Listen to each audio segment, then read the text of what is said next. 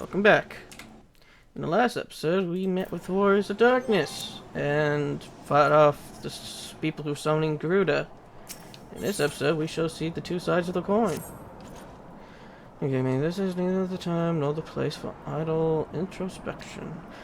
The Knights can praise Lord on want of our success, and we, the Lord Commander, more importantly, I should like to see if my sister's condition has improved. You may take a moment for yourself if you wish. I will be at the congregation. And I should start the timer. And feed the chocobo.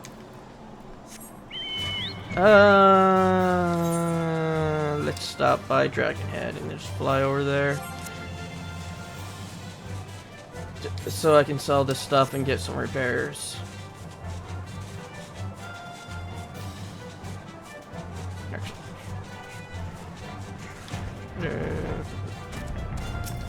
You are the merchant and the mender.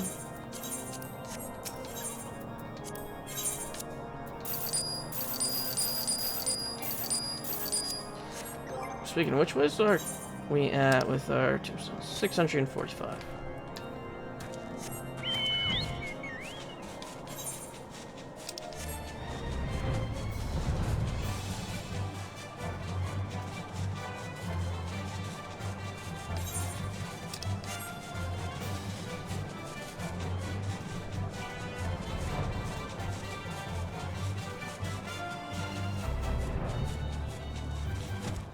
Yeah, it's you that I have to talk to get in.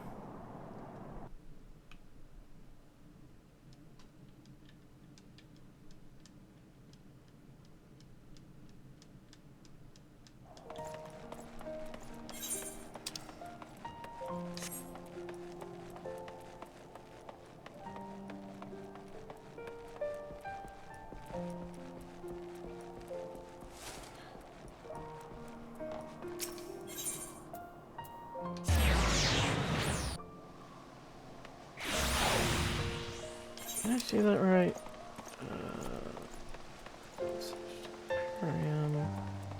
Where's the footprint?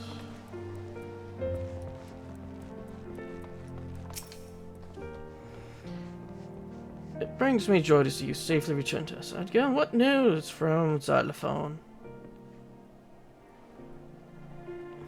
Then we were not too late. On behalf of Fishguard, I offer you my deepest thanks. As for we who remained behind, Mistress Y'shtola has been tending to Mistress Elise in your absence, and I am pleased to report that she has regained consciousness. I imagine you have any questions, especially given your recent encounter with the Warriors of Darkness. I know I do. Come, let me show you to her room. Do not worry, her condition is much improved. She is a resilient one, much like her brother.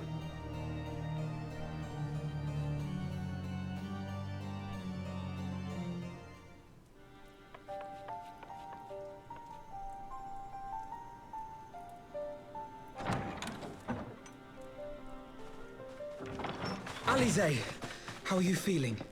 Can you tell us your battle with Bahamut? Was there yonder? Well enough, brother. Thanks to the kindness of our hosts.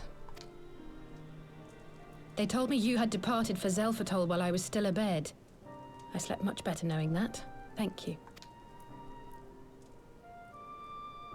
I take it your mission was a success.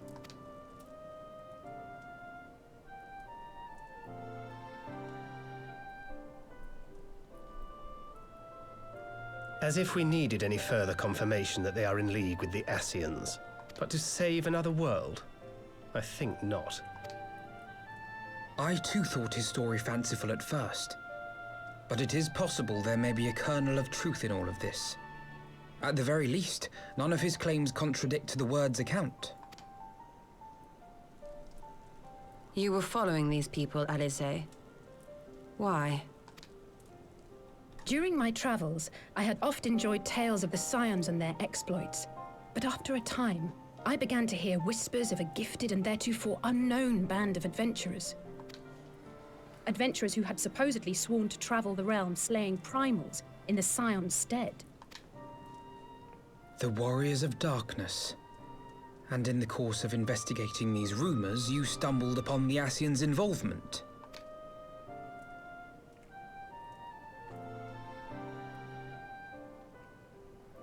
Yes, exactly. Forgive me, but if these Warriors of Darkness mean to bring about another calamity, to what end do they hunt primals? To prompt an escalation. To deepen the beast tribe's feelings of helplessness and despair, and thereby drive them to summon ever more powerful gods. And lest we forget, these events do not occur in isolation. With their patron deities being slain left and right, the news of man's victory over Nidhogg must surely have sown panic in the minds of the beastmen. 'Tis no wonder they wish to defend themselves.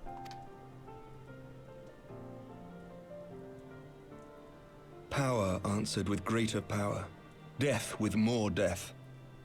A vicious cycle fueled by fear and hatred. I know it's like all too well. Indeed. The Ascians sow discord and desperation, and the Warriors of Darkness reap the harvest. And so it continues. Yet that is not the extent of their ambitions. The Ascian himself observed that once the powerless realize that the old gods have failed them, they will have little recourse but to look to a new one. We cannot let that happen. It should come as no surprise, but Alize and I have uncovered evidence that the Ascians have been manipulating certain parties to ensure that a constant stream of crystals flows into the hands of the beast tribes. If we sever these supply lines, we should at least be able to slow the escalation. Agreed.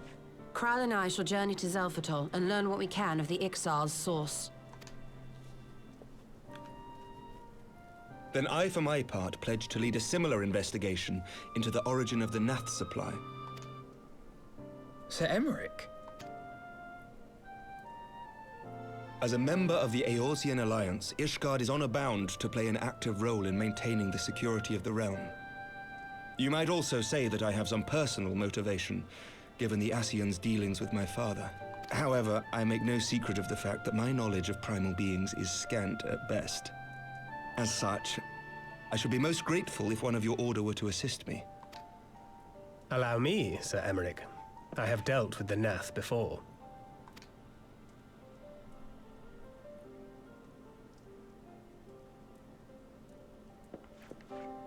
Let us consult with Orianja then.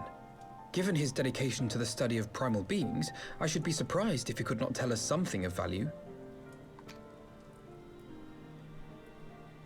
Allow me to accompany you, brother.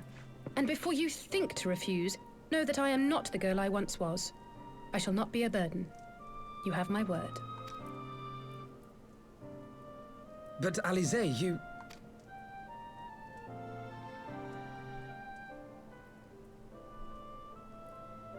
You are more than welcome. After all, it was you who set us upon this path.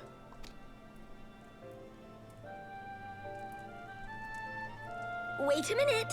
I'm afraid I can't allow you to leave just yet. Not until you try on the new outfit I prepared for you.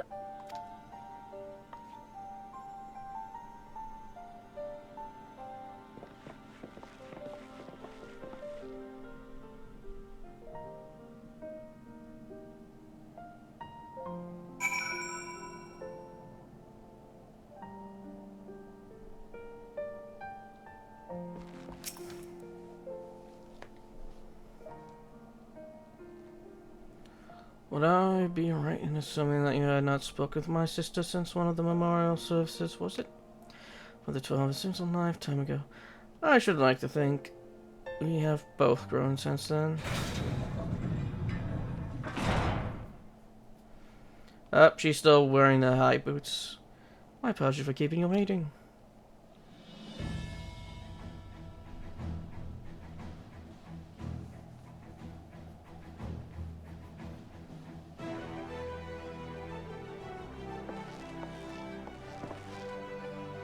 Alright then, shall we be off? So never ceases to impress. Oh, for a moment I feared she might furnish you with an identical outfit. As so she did not. Mother and father were rather too fond of making us wear matching clothes. During the time at the stadium when that girl of yours crept up behind me in the hall and whispered, "Sister, please, she was not mine. Can we not have this conversation in front of the Warrior of Light?" So be it, another time perhaps. It is an honor, Edgar. I realize we are barely acquainted, but having heard so much about you, hardly feels that way.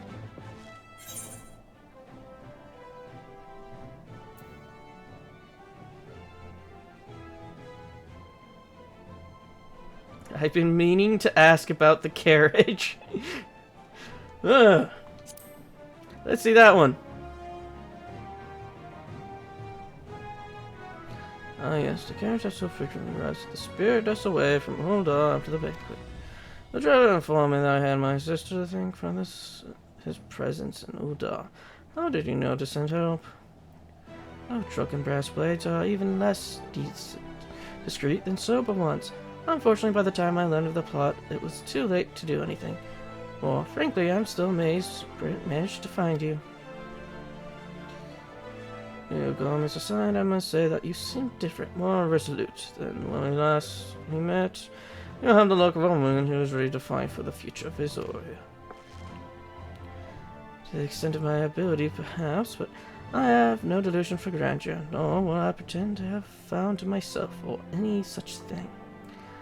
I am here today because I have regret it if I weren't.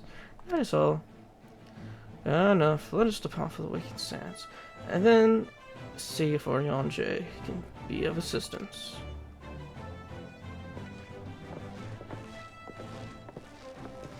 Good thing we still have plenty of tickets.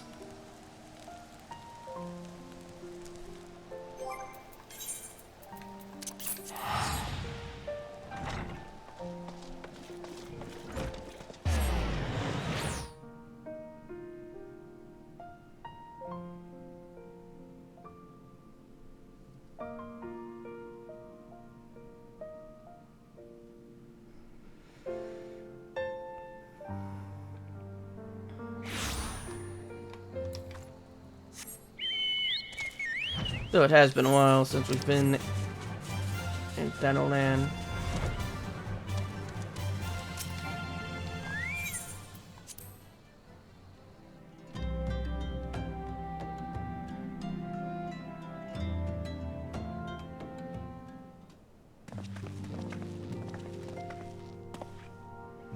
Oriange, apology for calling upon you unannounced. My Massona would be the scholar had seen fit to grant me knowledge of thy coming. What bringeth thee and thine here this day? Warrior of darkness, I've returned. Pray allow us to explain.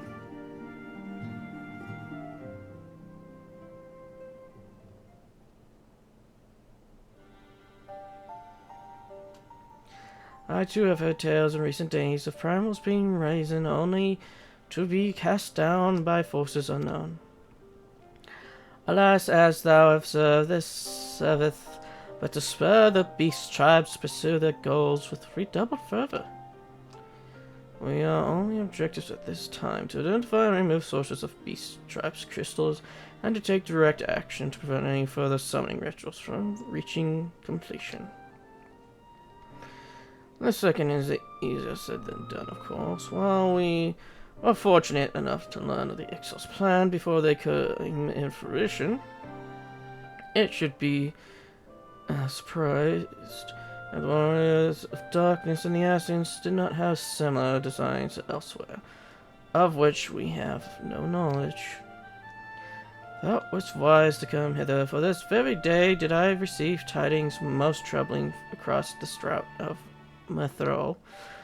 O Gromo sitteth, and there are whispers of the Lord of Crags neareth his return. More rumors mock thou, but in light of thine own discoveries, thou canst ill afford to turn a deaf ear to thy claims.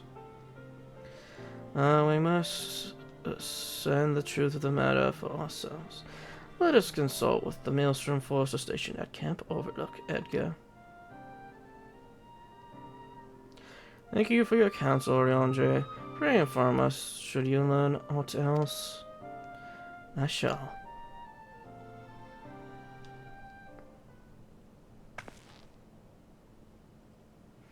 If I may, Brother Oriandre, is there anything else you would like to say?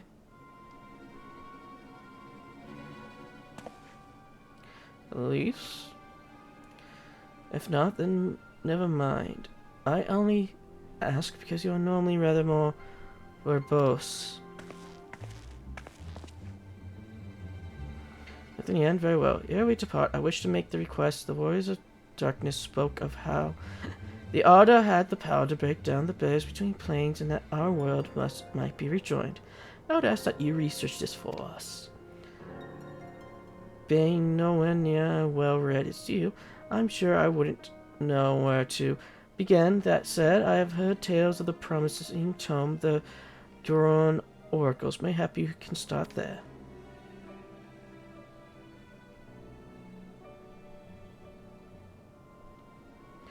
By they leave.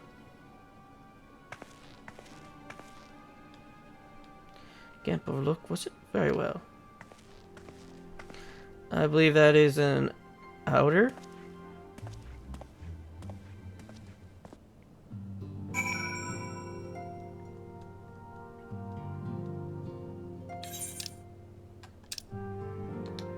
Yep.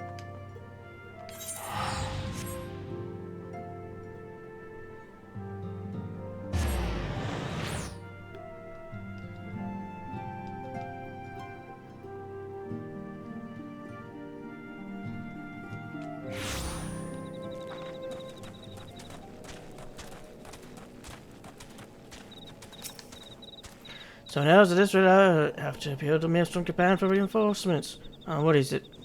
We don't want any.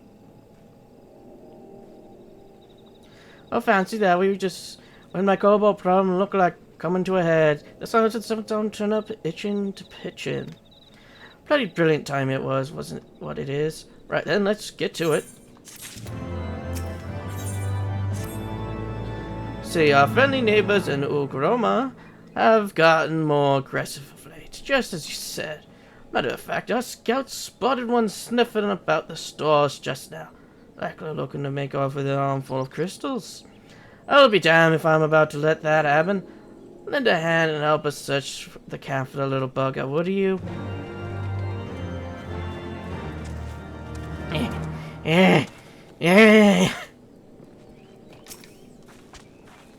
You spoke with the commander then? Oh, Maelstrom fencing notably more agitated than when first we arrived. Do you know happen to know what they might be? A kobold in the camp, you say? That would appear to corroborate Orionge's information, yes. But to be so reckless as to infiltrate a Maelstrom camp and draw attention to their efforts is passing strange. Well, there will be time to think of this later. For the present, we must do everything in our power to prevent Titan's summoning. And that means finding and questioning this kobold.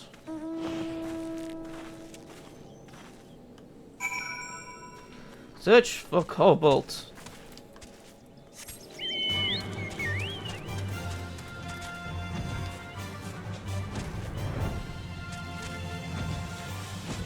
Oh, I found a kobold ling. Don't gasp at me.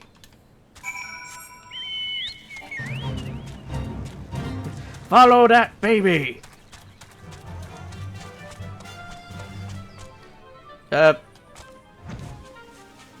Where'd the baby go?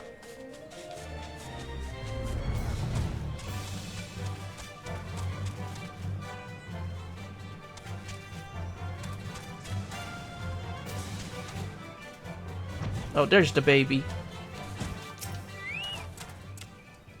Stay back, away from it, way back. I am na. It's no use. Let's hope it's no use. Edgar, what did we say? Grab the baby.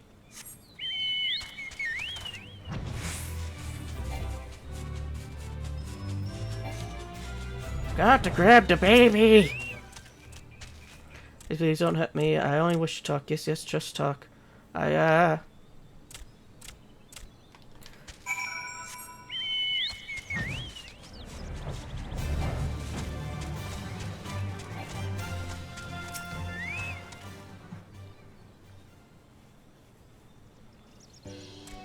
Oh, this is a stupid plan, stupid, but if I tell no one, then everyone will.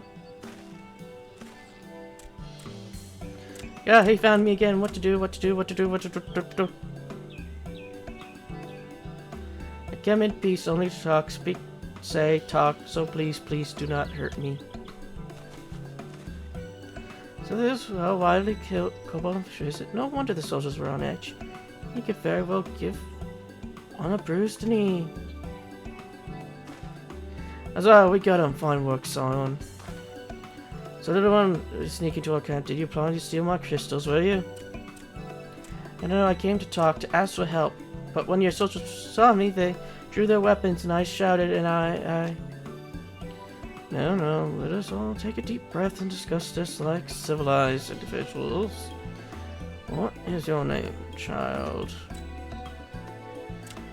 Pikmin Gabu with the 620th Order. At least I will be a Pikmin one day. Oh, Gabu, I am Alphino, and this is my sister Elise. Edgar, the man who found you, is our friend, and now that you know our names, we can be friends too.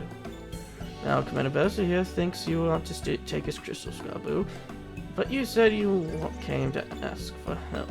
Why to us and not your own people? What happened, Gabu? Can you tell us? I am her.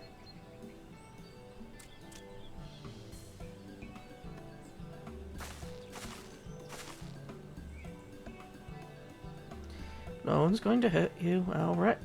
Now, while we're here, I promise.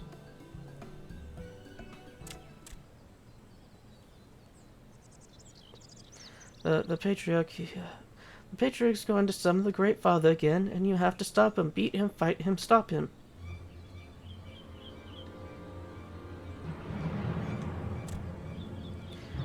Gabu's parents said they didn't want it, along with many others, but the Patriarch wouldn't listen. He was so angry, raging, fuming, angry. He said that if they don't have iron in their hearts, they would serve as coke for the furnace. And then the gods took my parents and the others away, and I haven't seen any of them since. Coke for the furnace. I did not want to believe it, but I have heard tales of foci furnished from the bones of beastmen, which worshippers use in their rituals, hoping to summon more powerful incarnations of the gods. By the 12, that is sickening. No one listens to Gabu, no matter how much he cries. Pleads, begs, cries. They do not listen, only talk of punishing the overdwellers and praising the Great Father. Gabu loves the Great Father, but he loves his parents too. So please help Gabu stop the Patriarch and save his parents.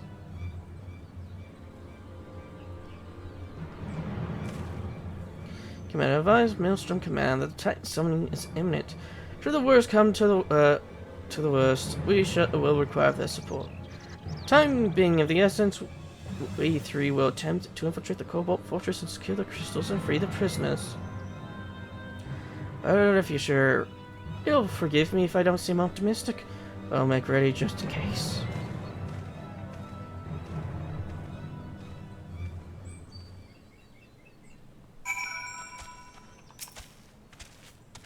I have faith that we may yet stop the ritual. We would surely have detected the third disturbance had Titan manifest already. But I cannot speak for the prisoners. Miss 12 full of mercy. That they wouldn't even contemplate sacrificing their own flesh and blood, brothers and sisters, mothers and fathers. Time is of the essence. We must see what else Gabu knows and formulate a plan without further delay. Well, that's going to be the end of this episode, so we'll delay into the next. Until then.